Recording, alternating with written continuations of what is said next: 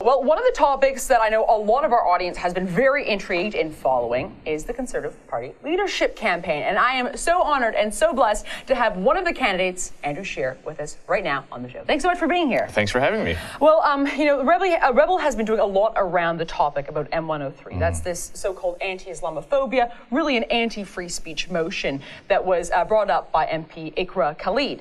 I know that our audience here at On the Hunt has been obsessed with the issue. They see this as a flagrant, egregious attack on our constitutional, frankly, God-given right to free speech. I want to know where you stand. I know you couldn't be at the rally, but you wanted to come on the record and tell us where you stand on this issue. Well, quite simply, I'll be voting against motion M103. There's a lot of misconceptions on both sides, I think, and I think it's actually part of the problem lies at the feet of the Liberal member who proposed it, because there's a lot of people who think it goes quite far, that it's a bill, that it will do all these things. It's just a motion. However, it's the language of the motion that really concerned me.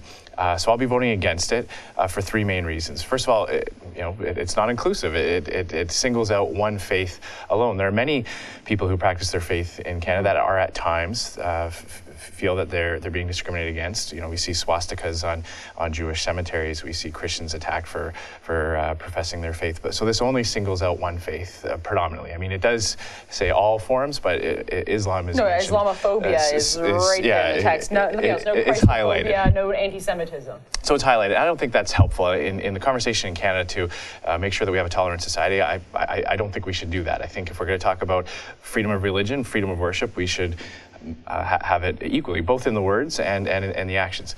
The second thing is that there are a lot of concerns about that this could lead to something that would stifle free speech. Although it's just a motion, it does invite a parliamentary committee to study and to report and to suggest. So there's a lot of people that say this could be the starting point where a train might get us to much more limits on our free speech. Absolutely. And the third reason is it doesn't really define what Islamophobia is. Is that simply just discriminating against someone because they are of the Muslim faith? That's something I could agree we should condemn. But is it going to also target legitimate criticism of aspects of radical Islam, fundamentalist Islam, that should be criticized, that is worthy of criticism, just as any kind of faith is used to justify terrible acts? Yeah, absolutely. And I think you're completely right to single out those three things. When it comes to this part of the motion that requires, I believe it's the Committee on Canadian Heritage or something to that effect, to produce instances of Islamophobia within 240 days of the motion being adopted, or you're thinking, hold on a second, you're necessitating a result as opposed to just asking, hey, can you go do some sort of research? And when it comes to the topic of, hey, it's just a motion, look, if we had a motion that condemned homosexual acts, it's not a bill, folks. It's not legislation. Don't worry. No, everyone would be rising to their feet and saying, I don't think so. Not on my watch. That's not going to happen. That's outside of the purview of Canadian values. Not to use Kelly Leach rhetoric. I know we've all kind of become allergic to the words, but I mean, I think that that actually can be an inclusive term. Yeah, so I'm really happy to hear that. I have to ask you though, were you in the House when the original motion was, or the petition form was voted on?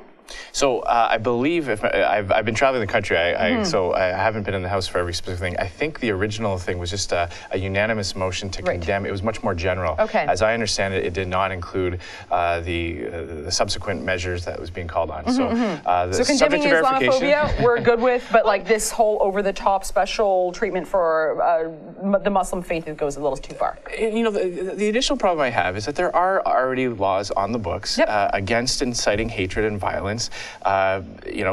So it really begs the question, like, what is the purpose of this motion? If it's already against the Human Rights Act and the Charter to discriminate on the basis of faith. It's illegal. It's a criminal code offense to incite violence. So these protections are already there. So this, to me, just seems like it's the Liberals trying to, play that wedge politics and identity politics. I'd rather see a much more inclusive motion that condemns all forms of discrimination against religions, treats all religions equally, and then doesn't have these further steps that could lead to limits on our free speech. Yeah, well, like you said, we've already got the legislation in the book. We already have hate speech legislation. It's already technically, outside of the purview of the law to condemn people based on their race, their creed, the color of their skin, etc. Okay, they're debating that. We'll see when they vote on it, and God willing, it's quashed, and that this Liberal government and its majority hear the grassroots. I want to pivot a little bit because you got a lot more to your campaign than just M103, although that is a hot topic right now. Vince Lee, people around the country might have heard of him. This is a man who beheaded someone on a Greyhound bus.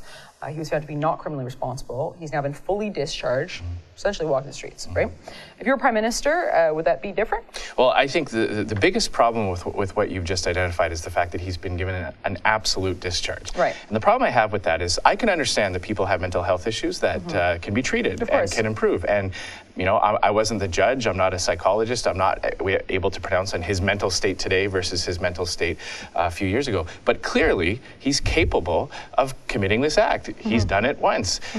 Sure, if he's medicated and counseled, maybe he is a very low risk to do it again. But it's the fact that he is now subject to zero monitoring. I think that's the problem. So if I were Prime Minister, I would bring in legislation to make sure that if the act is of a violent nature, you know, murder, sexual assault, things like that, that it would be the requirement for monitoring would continue beyond. So even if he's been given a clean bill of health, clearly he's capable of doing this. And that's what I think is the most concerning thing. And listening to, reading what the victim's family was talking about, that's what they have the most concern about too. Keep in mind, you know, an RCMP officer who was on the scene, a police officer committed suicide because of the PTSD that he saw. So this has had an impact on a community far beyond just the victim himself. Obviously, it's a tragic death for the victim, but also the family and even the first responders. So I think people in Canada, we can be compassionate. We can be compassionate for people with health issues, mental health issues, but we also have to be compassionate for law-abiding citizens, for victims and their families. Yeah, absolutely. Look, hey, I'm a Christian who believes, yes, in tough and crime, but I also believe in rehabilitation. I believe in being sensitive, of course, to people with mental health issues. But at the end of the day, you beheaded someone, you cannibalized them, and you're walking the streets without any sort of monitoring. I don't care what kind of degree you have. I don't care what level of judge you are. I think that common sense tells you something ain't right. All right, let's move on. More choice for parents. I was cruising your website, and so I live in a house with my sister and my brother-in-law, and they've got a brand new little baby. And I am a big believer, it's something that we talk about a lot on this show, that the family is the primary unit of the entire state. Strong families equal strong societies. We need to do more pro-family legislation, because I think with more pro-family legislation, we'd see a much more healthy, vibrant Canada in every single pocket of this great country. All right, so what are you going to do for new families? Well, I've got two measures that I've unveiled. The first one is making maternity and parental leave tax-free. Great. As you know, when a new mother takes mat leave on EI, she only receives 55% of her income, and then if the husband or father takes the remaining under parental leave, that too is under EI, only at 55%. At the end of that, they have to pay that tax. They have to pay tax on that, and that's an issue. I think. Look, let's make it a little bit easier for families to raise their kids. It's expensive. I've got 5. I know. You know, fortunately, we're in a position where my wife has been able to stay at home for now. But I know lots of families, lots of friends who, when they take that year off, it's a huge hit financially, and then to pay taxes on it's kind of like a double whammy. Now, I should mention that most public servants get a top-up. They go from 55% to 90 or 95 based on their union agreement. Must be nice. Most families don't get that. Yeah. Most workers in Canada, when they do that, they're just going right down to the 55%. Yeah. So I thought the very least we could do as a step, as a measure, would be to let's make that tax-free. It's more money in their pockets, makes it a little bit easier to make ends meet. Absolutely. Okay, fantastic. Hey, finally, I'm a little bit concerned about this one, Andrew. Adding property rights to the charter. I love it in theory, but do you really want to open up the charter? So here's the catch. All right, we don't have to open up the charter. How are you going to do it? Well, there's an amending formula in the Constitution that allows the federal government, if it can find a dance partner, to insert a right into the charter with the cooperation of a provincial government. So my proposal would be, after I'm reelected, is I would introduce motions in the House and then invite and encourage and really try to talk them into a provincial government to do the same thing. So, you know, we have a conservative government in Saskatchewan, small c conservative government in Saskatchewan. We have hopefully a conservative government coming in Alberta once the nightmare of the NDP is over there. Oh, I think Albertans that watch this show know that they're not going to be voting for NDP. I hope so. Well, I hope so. You know, we figured out what we were doing wrong in Saskatchewan after many years. If only Ontario could get a hint, that would be really nice. That's right. So if we can start there, I'm sure the pressure would build for other provinces to add it. And I think very quickly we could have property rights without going through that constitutional drama and the divisiveness that can come with that.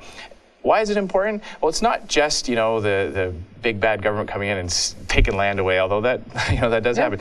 Right now, it's, yes, most provinces, I think all the provinces have expropriation acts, which provide compensation for when land is expropriated. But what doesn't happen is if the government changes regulations or adds in bylaws that prevent people from using their property as they have been. So take, for example, a farmer who gets told that he can no longer, have equipment here, sheds there, or, barns, that they're not compensated for that. So they lose the value of their property. They're no longer able to earn the income that they had been earning because of government decisions, and there's no recourse. So by adding these rights into the charter, it would go much beyond just simple expropriation. It would protect the value of property when government makes decisions that harms individuals or businesses. Okay, so we've got a couple more months left until the big vote happens. A lot of people see you as well positioned because, of course, it is going to be a ranked ballot. I think for a lot of people who are on various camps, they're happy with you either as a first or a second. And I think that puts you in a very good position with the ranked ballot.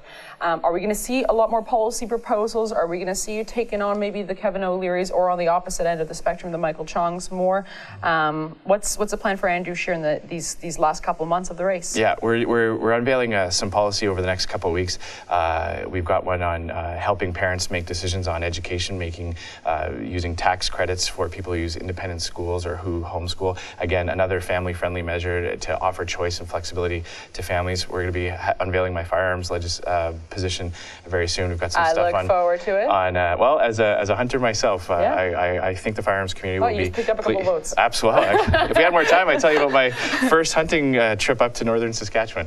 What'd you hunt? Whitetail. Oh, right Whitetail, on. Yeah, I had some friends up there with me. I didn't think I was gonna. I didn't think I was gonna do it. When we got up there, I said, I don't think I'm actually gonna pull the trigger. I'll just watch you guys. And they said, no, we've all tagged out. You gotta do it. We're here for you. And I got to tell you, after I shot that deer, I instantly got it. It was something that I kind of theoretically supported. I always supported the rights of hunters and firearms owners, but after that trip, I thought, okay, this is not just theoretical. I get it now. I've experienced it. The deer jerky was excellent. Oh, my kids loved it. You gotta bring me a bag next time. There you go. It doesn't last too long in a house with 5 kids. Yeah, no, you know what? Hunters are some of the greatest conservationists on the face of the planet. No one loves the land. No one loves the fruits of the land as much as hunters, as far as I know. And dedicated to safety. I mean, oh my gosh, it's not a gun culture. It's a safety culture. It is. That is quite literally it. They walked me through it all the night before. That when we got in the truck the next morning, they were, hammering it into me. This is what you do. This is what you don't do. And the whole time we were out there, they were watching to make sure. They are very safety oriented. They're very responsible. And I think that's where the frustration comes from, because they often feel that they're the target of liberal legislation, not the drug dealers in big cities, not the people who commit crimes with firearms. So I get it. I've experienced it now. I've gone a few times now. So my firearms policy will be coming out. We'll also have some stuff on internal free trade. As you know, in Canada, there's almost more barriers to trade between Ontario, Manitoba, Saskatchewan, BC than into the United States. I want to fix that. Absolutely. Okay, look, we're going to make a deal. If you win around, let's say, Canada Day, not on Canada Day, because you'll obviously be busy, maybe we'll go duck hunting? Absolutely. I love duck hunting. Okay, done. And then we'll tape it for everyone at home. Deal? Deal. Okay, fantastic. Thanks so much for being on the show today. Thanks for having me.